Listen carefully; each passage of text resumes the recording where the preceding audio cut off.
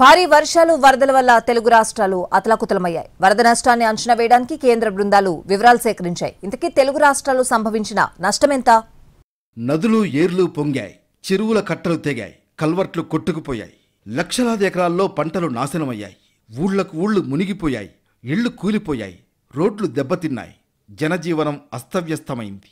ప్రకృతి పగబట్టిందా అన్న రీతిలో తెలుగు రాష్ట్రాల్లో భారీ వర్షాలు కురిశాయి. వరదలు ముంచెత్తాయి. ఆగస్టు నెలాఖరున ప్రారంభమైన వానలు ఈ నెల మొదటి వారంలోనూ కొనసాగాయి. వర్షాలు వరదల వల్ల జరిగిన ప్రమాదాల్లో పలువురు అభాగ్యులు ప్రాణాలు కోల్పోయారు. వరదల వల్ల ఏపీలోని 14 జిల్లాల్లో అపార ఆస్తి ప్రాణనష్టం జరిగింది. ప్రాథమిక అంచనాల ప్రకారం దాదాపు 8,000 కోట్ల రూపాయల నష్టం జరిగింది. ఈ మేరకు కేంద్రానికి నివేదిక అందజేసింది. పూర్తి స్థాయిలో లెక్కిస్తే నష్టం రెట్టింపు అవుతుందని తెలుస్తోంది. వరదల్లో 46 మంది చనిపోగా ఆస్తి, మౌలిక వసతులు దెబ్బతినడం వల్ల 8,000 కోట్ల రూపాయలకు పైగా నష్టం జరిగింది. దాదాపు 5 లక్షల ఎకరాల్లో పంటలు దెబ్బతిన్నాయి. సుమారు 50,000 ఎకరాల్లోని ఉద్యాన పంటలు నాశనమయ్యాయి.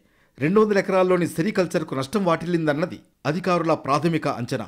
అలాగే సుమారు 6,000 కిలోమీటర్ల మేరకు రోడ్లు దెబ్బతిన్నాయి. వర్షాలు వరదల వల్ల 9,000 కోట్ల రూపాయలకు పైగా నష్టం సంభవించినట్లు కేంద్రానికి వివరించింది తెలంగాణ ప్రభుత్వం. 8 జిల్లాల్లో వరద ప్రభావం అధికంగా ఉన్నట్లు విన్నవించింది. వరదల్లో 35 మంది చనిపోయారని తెలిపింది. దాదాపు 29,000 ఇళ్లు కూలిపోయాయని, 75,000 పశువులు మృత్యువాత పడ్డాయని వివరించింది.